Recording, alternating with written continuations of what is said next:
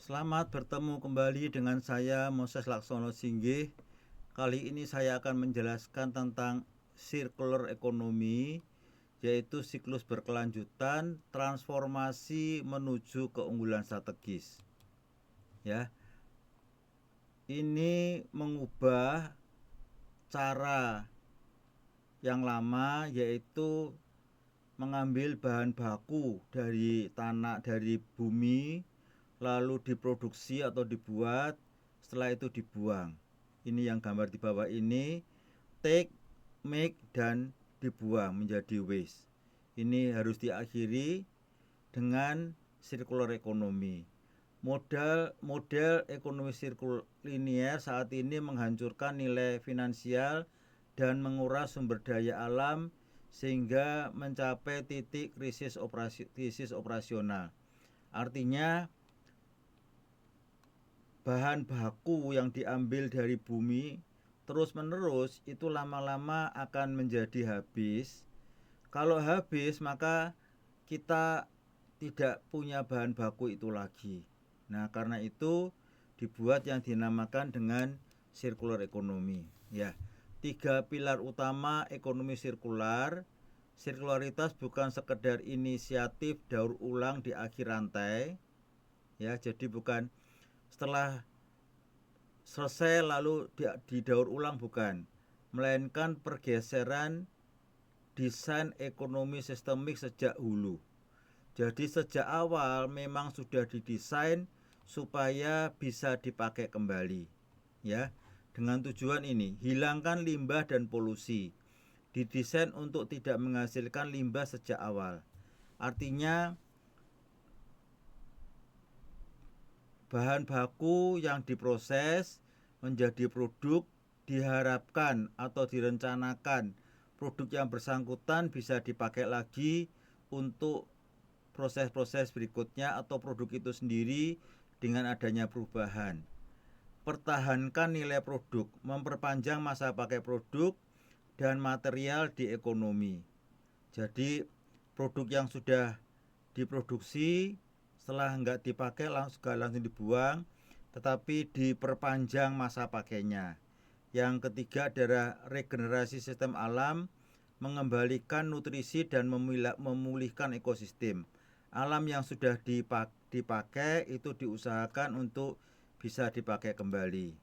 Ya, transformasi paradigma bisnis, beralih dari ekstraksi bahan baku mentah menuju penciptaan nilai sirkular melalui keunggulan operasional yang superior. Ya, sumber daya dalam ekonomi linear, energi fosil yang baru atau dikatakan di sini perawan. Dalam ekonomi sirkular, energi terbarukan dan siklus material tertutup yang dipakai lagi gitu ya. Hubungan dengan penjual, transaksi jual putus. Artinya produsen menjual dan setelah itu ya sudah silahkan kamu pakai gitu ya. Nah, dalam ekonomi sirkular retensi jangka panjang, bukan langsung putus gitu ya. Sistem layanan berulang. Jadi setelah dipakai nanti bisa dikembalikan lagi ke perusahaan dan mendapatkan imbalan, sehingga konsumen itu rela mengembalikan kepada penjualnya. Nilai volume penjualan tinggi yang ekonomi linear. Sirkular, kualitas, durabilitas, dan pemanfaatan secara maksimal. Risiko rantai pasok, volatilitas harga komoditas yang berubah-ubah tinggi, ketahanan pasokan dan kontrol bahan baku lokal.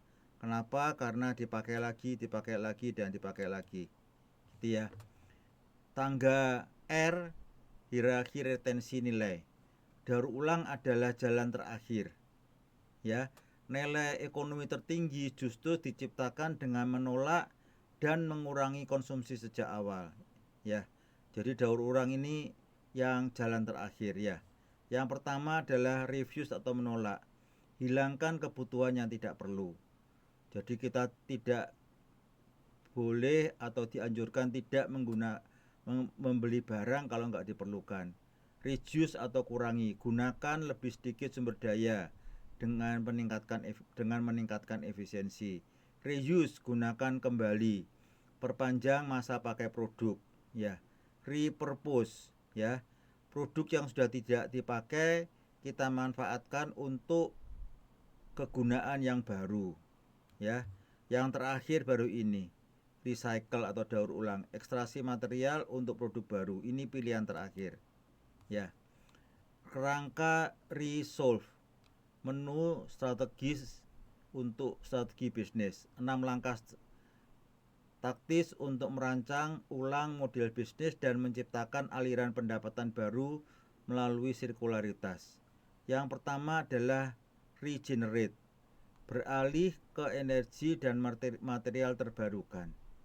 Yang kedua, berbagi, maksimalkan utilitas melalui kepemilikan bersama. Optimalkan pemakaian, performa dan efisiensi produk. Yang berikutnya, tukar, ganti material lama dengan teknologi baru yang non-toksik. Yang berikutnya, berikan utilitas secara digital, dematerialisasi.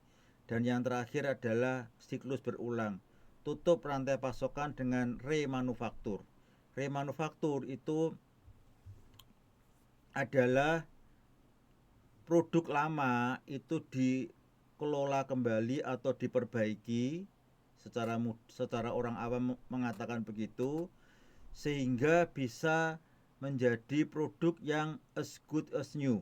Itu remanufaktur, ya. Jadi bukan menjadi produk yang kelas 2, bukan, tapi as good as new, ya. Inovasi model produk sebagai layanan, mengubah paradigma dari menjual kepemilikan produk menjadi menyediakan layanan utilitas berbasis langganan, ya. Ini langkah pertama, tetap memegang hak penuh atas aset. Jadi produsen tetap memegang penuh hak atas aset. Produsen menyediakan layanan, konsumen membayar untuk fungsi, ya, pencahayaan, bukan barangnya. Barangnya tetap dimiliki oleh produsen, ya. Yang berikutnya adalah yang ketiga ini, pemeliharaan intensif. Produsen yang memelihara, ya. Insentif produsen untuk membuat barang yang tahan lama. Produsennya memelihara. Yang terakhir adalah tarik kembali dan atau remanufaktur, menghindari kerugian nilai material di akhir masa pakai. Jadi kalau sudah nggak bisa dipakai, produsen menarik kembali dari produk-produk yang sudah ada tadi. Oke. Desain sirkular memecahkan masalah dari hulu, ya. Yang pertama adalah secara empiris 80% dampak lingkungan ditentukan pada tahap desain. Semuanya harus sirkular sejak awal. Jadi desainnya sudah sirkular. Modularitas, komponen dapat dibongkar pasang dengan mudah untuk pembaruan. Artinya komponen yang rusak itu diganti, tapi komponen yang tidak rusak nggak usah diganti. Ya, dengan produk yang bersifat modular bisa dilakukan seperti itu. Kemudahan perbaikan, memungkinkan konsumen memperbaiki tanpa mengganti seluruh unit, ya. Material non toksik, menghindari bahan kimia yang mencegah produk terurai secara aman, ya. Simbiosis industri, dari limbah menjadi harta, menghilangkan konsep limbah dengan menjadikan sebagai pasokan bahan baku sekunder berbiaya rendah untuk industri lain. Jadi limbah dari suatu perusahaan, dari suatu industri itu bisa menjadi bahan baku yang murah untuk industri lain. Jadi perusahaan A mengeluarkan limbah, lalu limbah itu atau produk sampingan itu bisa menjadi bahan baku untuk produk perusahaan B. Produk sampingan, panas berlebih, sisa organik, plastik laut itu dimanfaatkan oleh perusahaan B, sehingga menurunkan biaya pengadaan bahan baku, menghilangkan biaya pembuangan limbah komersial, ya. Masa depan yang akan datang artinya adalah sirkular, memisahkan pertumbuhan ekonomi dari konsumsi sumber daya adalah keunggulan kompetitif absolut bagi bisnis yang ingin kebal terhadap krisis masa depan. Ya, itu kembali lagi menekankan dua hal, profitabilitas yang maksimal dan kelestarian ekosistem atau lingkungan. Pemimpin pasar masa depan adalah mereka yang merancang ulang operasinya untuk meniru efisiensi dunia alami yang tanpa cacat dan tanpa limbah. Terima kasih atas perhatian Bapak Ibu Saudara. Silahkan like, subscribe, dan share jika video ini bermanfaat bagi Bapak Ibu Saudara. Dan jika ingin berdiskusi lebih lanjut, silahkan menghubungi saya di moses@gmail.com. Sampai bertemu pada video saya berikutnya.